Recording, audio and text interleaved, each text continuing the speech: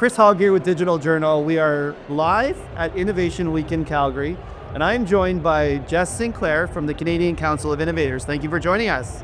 No worries. I'm happy to be here. And busy party time? Yeah, I mean, Calgary feels like it's hopping. I think I'm based in Edmonton now, but I've lived in Calgary through a couple of dips in oil and corrosive oil, and it feels like it's back. It is. And so you've lived in a few places. You work in the prairies and cover the prairies. So that's actually where I want to start out with some of our conversation here. Absolutely. We hear a lot about how things are changing in Calgary, Edmonton, there's a lot of energy and excitement here.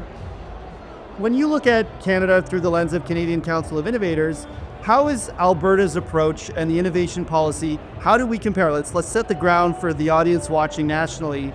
How does what's going on in Alberta compare to other provinces or other places and other markets? I think what we see in Alberta is a lot of jubilance about the capital attraction record of the province, particularly Calgary. We saw Calgary supersede Vancouver for the first time ever. I think second quarter or very, very recently in terms of capital attraction. Lots of startups, crazy private sector job creation. Alberta leads the country in terms of labor productivity. People are flocking here in droves to live.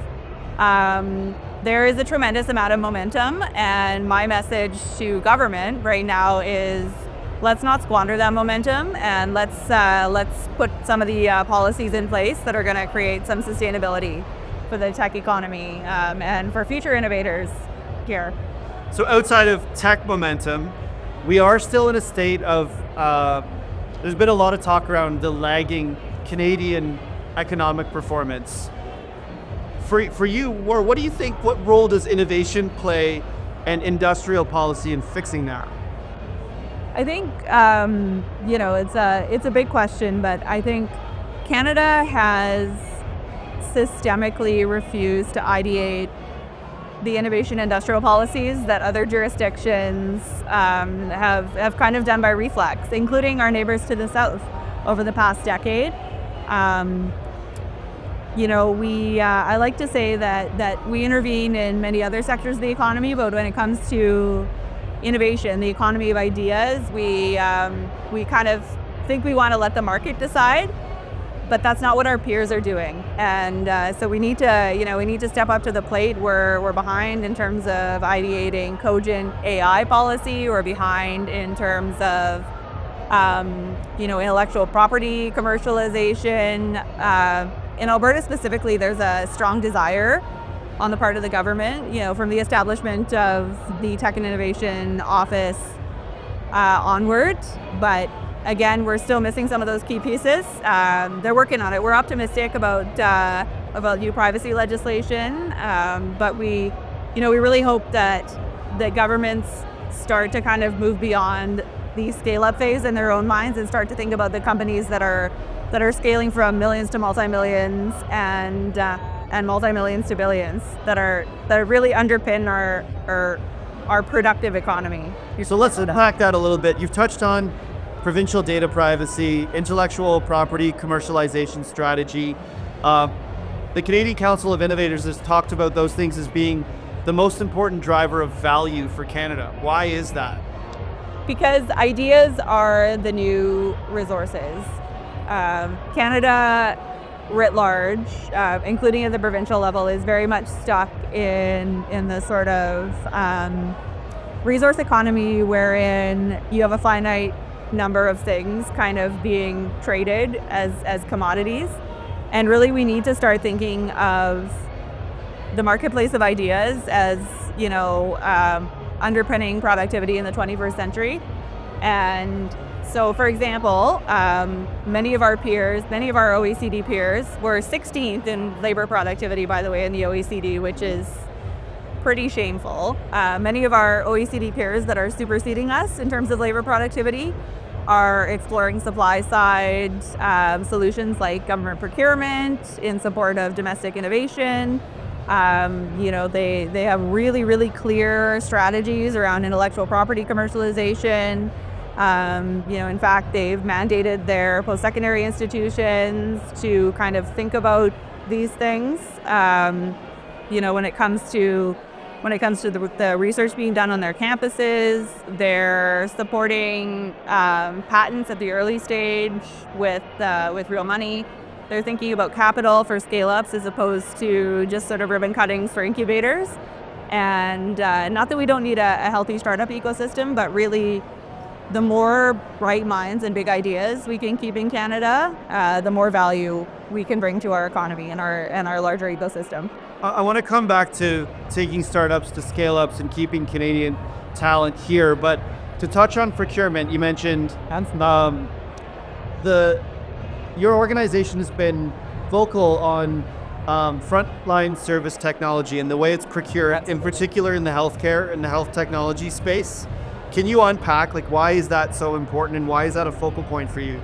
Well, I think that, you only have to open up Twitter or, X, or social news to kind of feel the angst that Canadians across the country are feeling about our healthcare system, especially frontline care.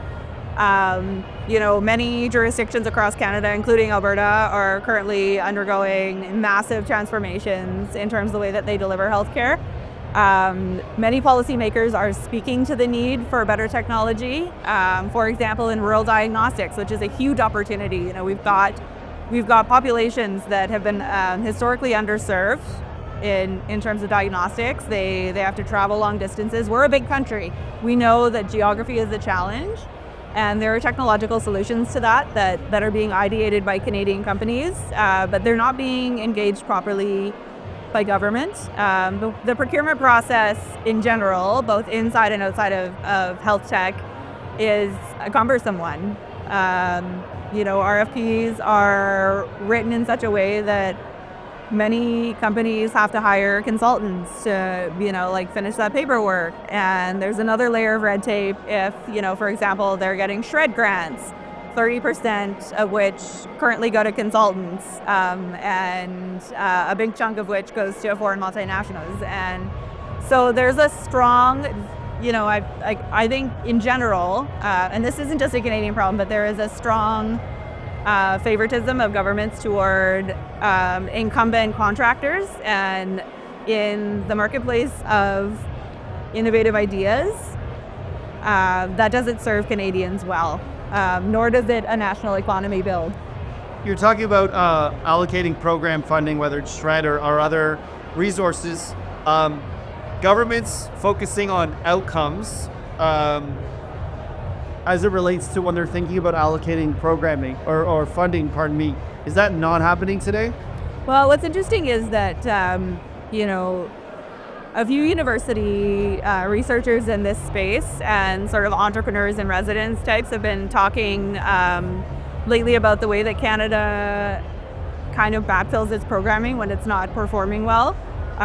So if a program isn't performing well, they won't reform it. They'll just introduce another program. And this is especially a problem at the federal level, but it exists provincially too. And really what we need is for the government to take a look at its programming and at its outcomes, and really actually take a step back further than that and think about how that's measured. So, are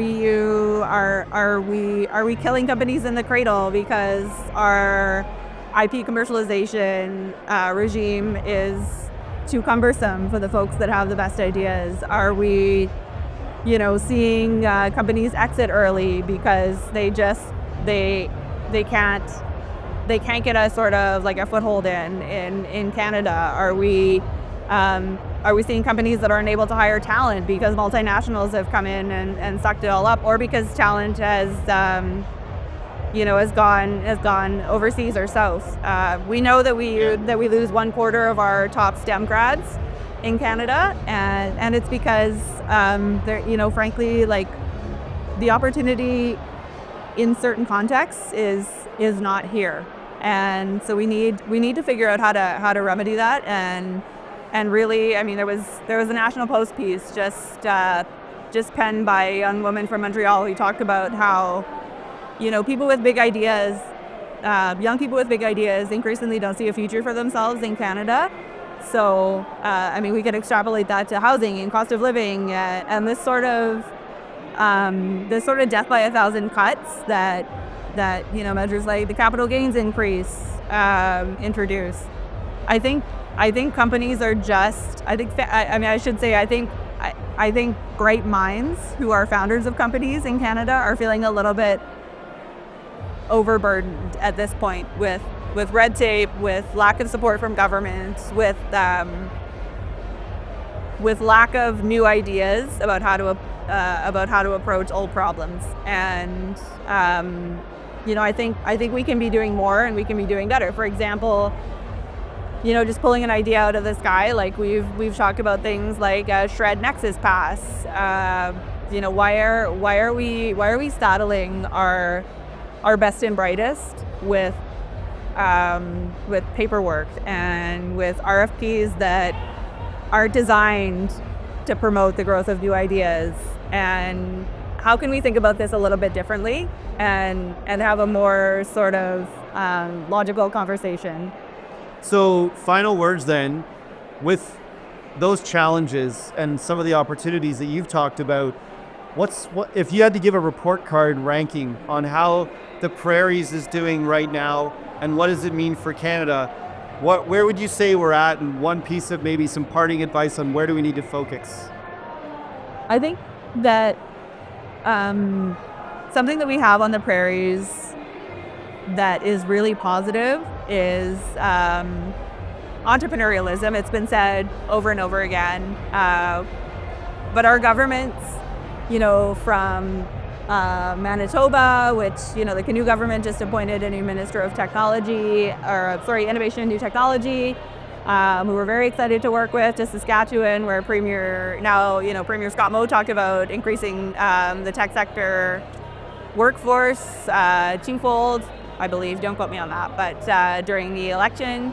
And in Alberta, where we've got a government that's ideating new privacy policy and that speaks through Premier Smith and others to the importance of technology. The desire is there. It's just about exploring the more granular pieces that are really going to take our larger ecosystem to the next level. Jess, thanks for joining us to share your thoughts. Of course. Thank you. For more innovation news, check out digitaljournal.com. We've got coverage from startups, scale-up, government, the ecosystem, and all the things that are happening out west. For digitaljournal.com, and Chris Hogg.